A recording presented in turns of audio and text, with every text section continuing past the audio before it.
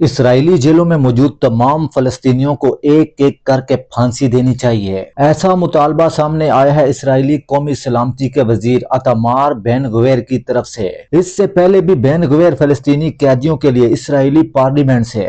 Death penalty for terrorist law का इंतहाई मुतनाज़ा bill Netanyahu और इसराइल की कुछ दाएं बाजू की सियासी पार्टियों की मदद से पास करवाने में कामयाब रहा। ये बिल मार्च 2026 को इसराइली पार्लियामेंट से पास किया गया था और 30 मार्च 2026 को Israeli prime minister Benjamin Netanyahu ने खुद पार्लियामेंट जाकर इस बिल के हक में वोट डालकर इसकी कामयाबी को यकीनी बनाया था। हालांकि इससे पहले नेतन्याहू आलमी दबाव की वजह से ऐसे किसी भी कानून के इसराइल में निफाज के खिलाफ रहा है, मगर इस बार इसकी कुर्सी दांव पर लगी थी, जिसकी वजह से वो इसराइल के अंदर अभी तक सरवाइव करने में कामयाब रहा है। उसके जाने का खतरा बढ़ गया था। अगर ये बिल पार्लियामेंट से पास ना होता तो अगले कुछ ही घंटे में नेतन्याहू इसराइली सियासत से हमेशा हमेशा के लिए माइनस हो जाता, क्योंकि नेतन्याहू की गवर्नमेंट टिकी ही बेन गवीर और दीगर मजहबी इंतहा पसंद जमातों की वजह से है। भले ही बेन गवीर की पार्टी के पास पार्लियामेंट में महज 6 सीटें हैं, मगर वो इसराइली गवर्नमेंट गिराने की ताकत रखता है, क्योंकि इसराइली पार्लियामेंट में हुकूमत बरकरार रखने के लिए 61 सीटों की जरूरत होती है और नेतन्याहू की अपनी पार्टी के पास इस वक्त महज 32 सीटें हैं। इसीलिए उसने इसराइल की दीगर मजहबी इंतहा पसंद जमातों के साथ मिलकर पार्लियामेंट में अपनी सीटों की तादाद 64 करके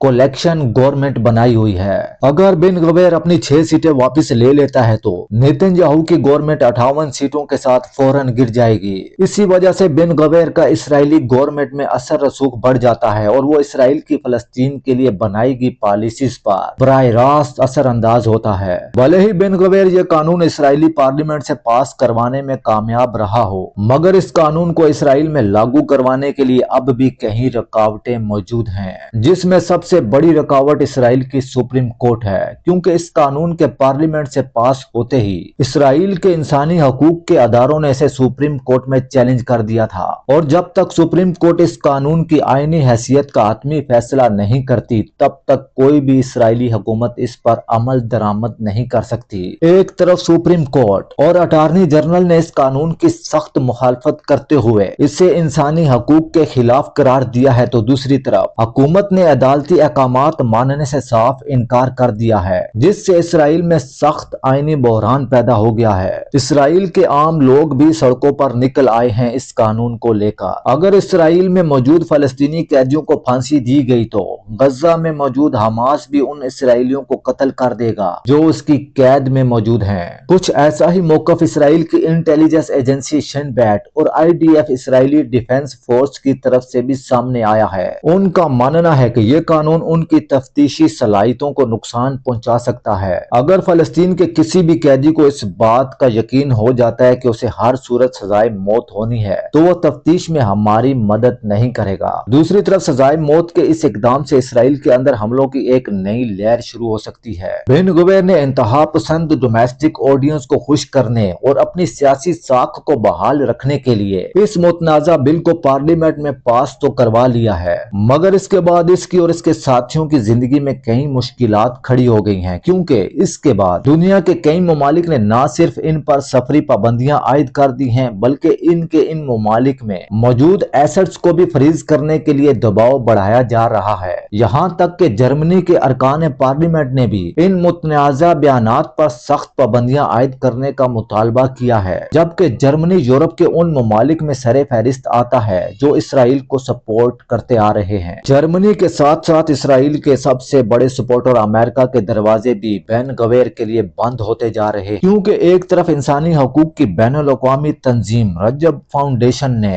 US डिपार्टमेंट ऑफ जस्टिस में बेन गवीर के खिलाफ बाकायदा फौजदारी शिकायत दर्ज करवाई हैं, जिनमें जंगी जुराइम, बदसलूकी और नस्ल कशी पर उकसाने के इल्जामात हैं। तो दूसरी तरफ अमेरिकन सफारतखाने ने बेन गवीर के लिए अपने हाथ दाखिले के लिए सख्त वीजा शराइत आयद कर दी हैं, जिसके मुताबिक बेन गवीर को आम इसराइली की तरह अमेरिका का वीजा नहीं मिलेगा, बल्कि बेन गवीर को खुद जाती हैसियत में अमेरिकन सफारतखाने में जाकर बायोमेट्रिक, फिंगरप्रिंट्स और सख्त इंटरव्यू के मराहिल से गुजरना होगा, क्योंकि इस सारे प्रोसेस से गुजरने के बाद बेन गवीर को बैनुल अक़वामी सतह पर सख्त सबकी का सामना करना पड़ता। इसी वजह से बेन गवेर ने अमेरिका का दौरा मंसूख कर दिया था, जिसमें वो बतौर नेशनल सिक्योरिटी एडवाइजर एक सरकारी वफ्द के साथ न्यूयॉर्क में अक़वाम मुत्तहिदा की तरफ से शुरू की गई पुलिस समिट में शिरकत करना चाहता था, ताकि बैनुल अक़वामी सतह पर वो एक अहम लीडर के तौर पर अपनी पहचान बनाने का सफर शुरू कर सके।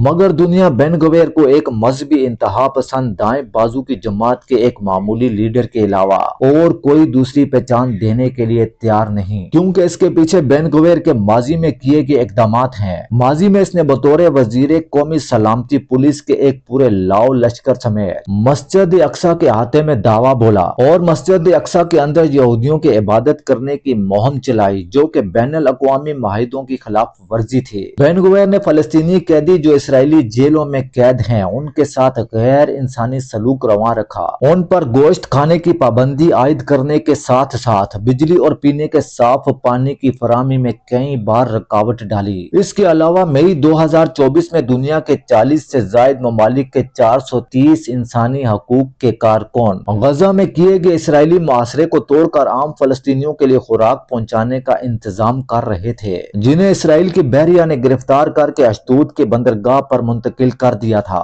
बेन गवेर ने वहां पहुंचकर इन लोगों की आंखों पर पट्टियां बांधकर इन्हें घुटनों के बल जमीन पर बिठाकर एक वीडियो रिकॉर्ड की, जिसमें वो कह रहा है कि ये बड़े आए थे हीरो बनकर, मगर अब देखो ये कोई हीरो नहीं। उसके बाद उसने इस वीडियो को अपने सोशल मीडिया अकाउंट एक्स पर शेयर किया, जिसके बाद दुनिया भर से बेन गवेर के खिलाफ सख्त रद्द-ए-अमल देखने को मिला। बेन गवेर के फलस्तीन के मुसलमानों के अगेंस्ट लिए गए तमाम इक़दामात अपनी जगह, मगर फलस्तीन की आजादी के बाद दुनिया हमेशा उन लोगों को याद रखेगी जिन्होंने बिना रंग नस्ल कौम देखे फलस्तीन के लिए हमेशा आवाज बुलंद की। दूसरी तरफ बेन गवेर और इस जैसे लोगों को दुनिया में नफरत की अलामत के तौर पर हमेशा याद रखा जाएगा। आज की अपनी इस वीडियो को यहीं पर खत्म करते हैं और मिलते हैं अपनी अगली न्यू वीडियो में। मेरी वीडियो अच्छी लगी हो तो इसे लाइक करें, चैनल को सब्सक्राइब करें और घंटी के बटन को दबाना मत भूलें, ताकि मेरी आने वाली हर नई वीडियो सबसे पहले आप तक पहुंच सके। पाकिस्तान